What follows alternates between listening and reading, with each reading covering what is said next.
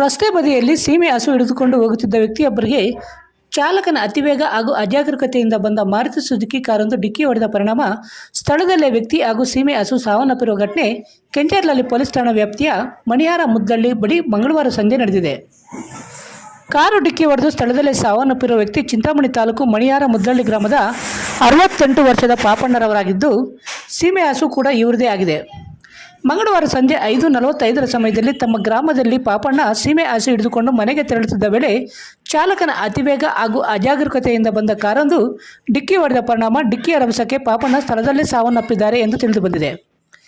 ಇನ್ನು ಕಾರು ವ್ಯಕ್ತಿಗೆ ಡಿಕ್ಕಿ ಹೊಡೆದು ರಸ್ತೆ ಬದಿ ಹಳ್ಳಕ್ಕೆ ಬಿದ್ದಿದ್ದು, ಕಾರಿನ ಮುಂಭಾಗ ಜಖಂಗೊಂಡಿದೆ.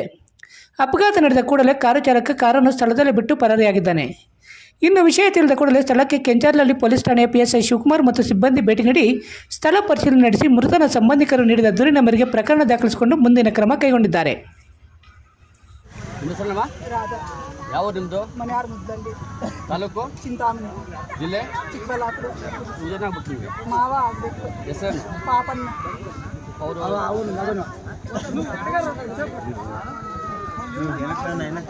ಆಯ್ತು.